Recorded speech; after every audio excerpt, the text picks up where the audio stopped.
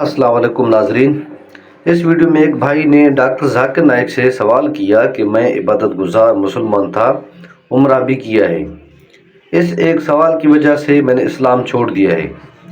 तो आइए नाजरीन इस जानते हैं इस वीडियो में इसका सवाल भी और डॉक्टर जाकिर नाइक से इसका जवाब भी। तो आइए वीडियो स्टार्ट करते हैं। Hi, my name is Ahmed. I come from the glorious country of Iraq and I'm a born Muslim. My problem is that I practice Islam when I was. Brother, first we request question from the non-Muslims. Once all the question from non-Muslims are over, inshallah we'll give you a chance. Yeah, but I'm telling you my problem with it. But you said you're Ahmed and you're a born Muslim. I am born Muslim. But now are you a Muslim or not? I'm agnostic. Oh, so now you have left the religion of Islam. Yeah, I'm confused. Okay, fine. If you have left the religion of Islam, you can ask the question, brother. Okay.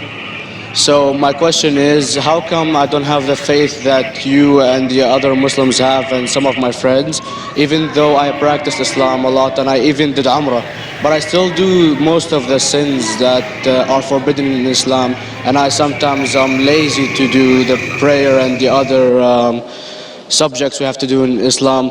I have read many books and about other religions and conspiracy theories and documentaries and such. I even have seen your own videos in YouTube, and there are many questions that go around my head about Allah and the Messenger and Muslims in general.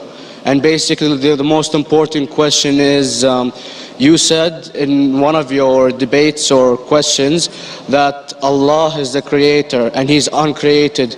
But I have realized, how can the uncreated exist? And if He exists, how can we notice Him? How can we see Him or hear Him or feel Him or know of His existence if He's uncreated in our own dimension or so?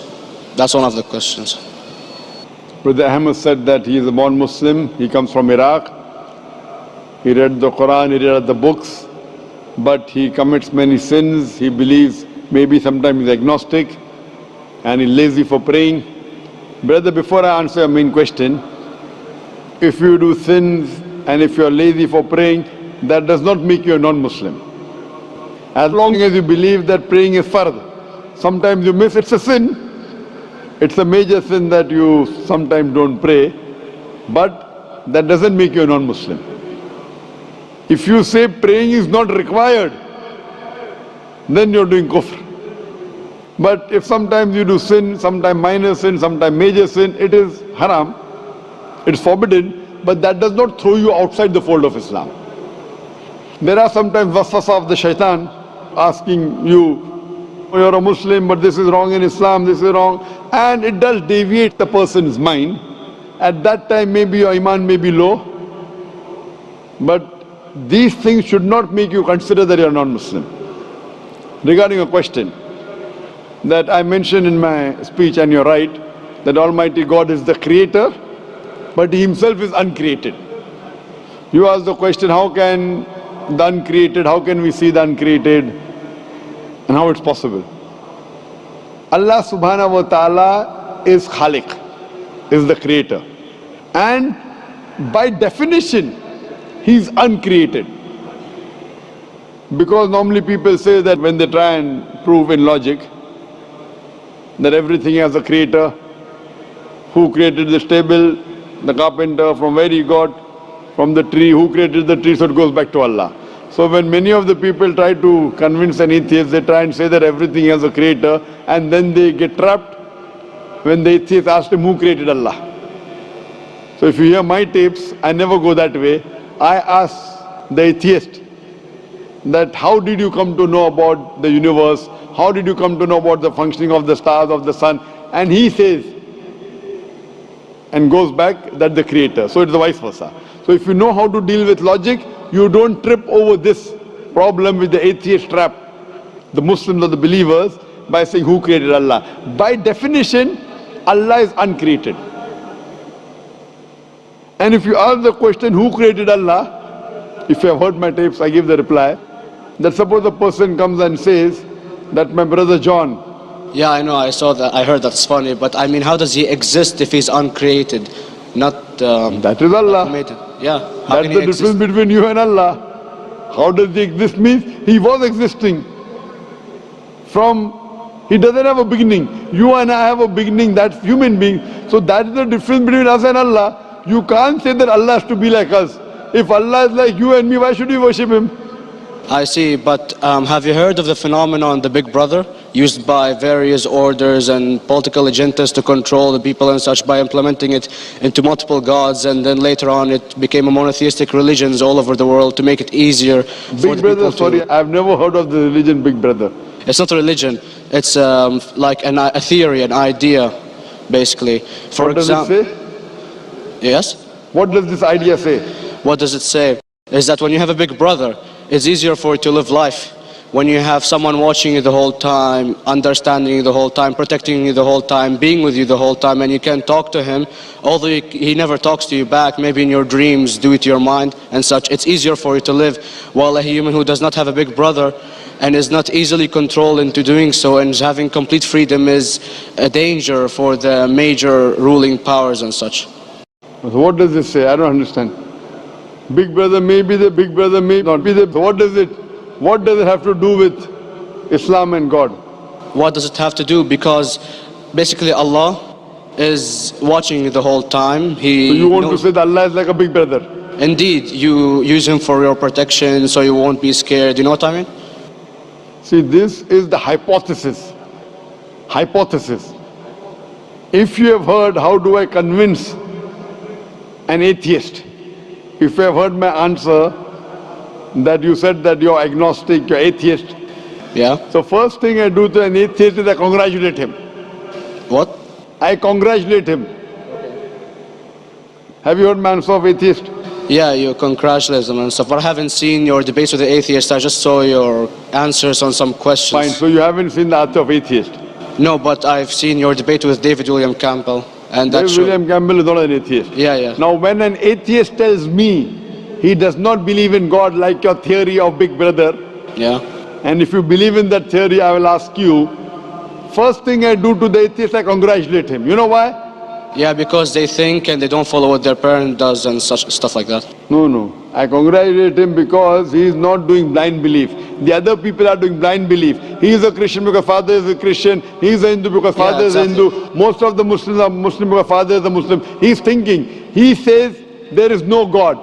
He has said the first part of the Islamic Shahada, La ilaha. The reason I congratulate him is because he has said the first part of the Islamic Shahada, Islamic Creed, La ilaha. The only thing I have to do is illallah, which I shall do inshallah.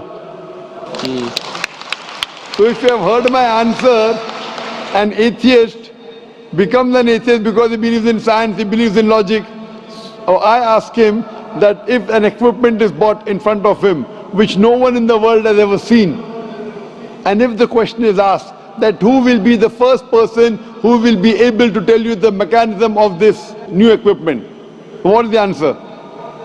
Of course he's going to tell you the producer or the maker of this equipment. Creator, producer, maker. So when we ask him questions that how did this universe come into existence, he will talk about the Big Bang. This what we're going to talk is already mentioned in the Quran 1400 years ago in Surah Anbiya chapter number 21 verse number 30. Avalam yaral lazina kafaru anna samawati wal arda kanat ratkum fataknahuma. Do not the unbelievers see that the heavens and the earth were joined together and we clove them asunder. This what you came to know 50 years back is mentioned in the Quran 1400 years ago. Who could have mentioned that? Well, in various civilizations in like 2000 or 5000 BC before Islam came or Christianity itself, there was various civilizations that are good in astronomy and they know more about our solar system than we do now, sadly. Brother, your knowledge of science is little, not in-depth. I do agree. There are certain things which were known as hypotheses.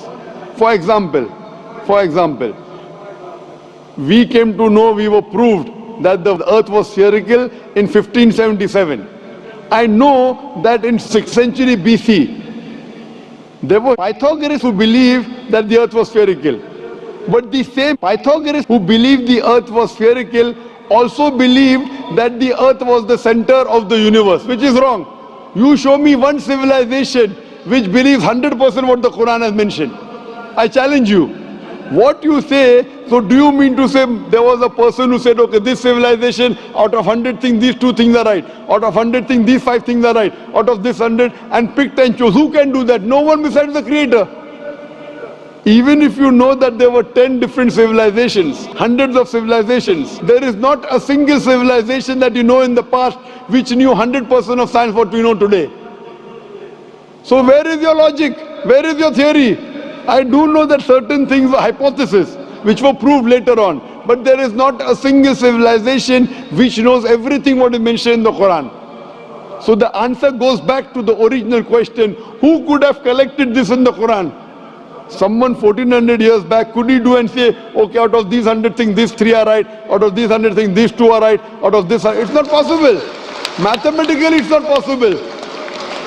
Well, you never gave the idea of extraterrestrials or so. I mean, knowledge is power, and... Brother, I'm asking you a simple question. We are not come here to have a debate. Yeah. I'm asking you a question, point out a single civilization, you're asking something else. Yeah. We are not here to discuss, you can come in the room and discuss. You ask a question, I'm giving you the answer. You gave about old civilization. I told you you're right, but out of 100 things, 98 they were wrong. So I'm asking you, who could have mentioned this in the Quran? You're talking something else now. Yeah, well, I'm asking a simple question, 2 plus 2 equal how much? You are saying, I'm telling you 3 multiplied by 3 is how much? I'm asking a name, you're telling that where do you live? I'm asking a simple question, name me a single civilization which has everything what was mentioned in the Quran. Do you know of any or not? Yes or no? Well, not everything, of course. Even not 10%. Why? Babylon knows of most of the planets and such. Planet is not the only thing mentioned in the Quran. There are 1,000 things mentioned in the Quran. To say what 1,000 things are mentioned in the Quran, 10% would be equal to 100 things. Did Babylonian civilization knew about 100 things mentioned in the Quran? No, because they don't have the They knew 5 or 6 things. In percentage wise, very small. So, of course. Who can be the author of the Quran besides the Creator to know what is right, what is wrong? Today science has established the hypothesis mentioned by Babylonian so many centuries back is today proven. So these were hypotheses in the past, which out of them many have been rejected, some have been accepted. So to collect all which is 100% correct has to be from the Creator and no one else. Hope that answers the question. Yeah.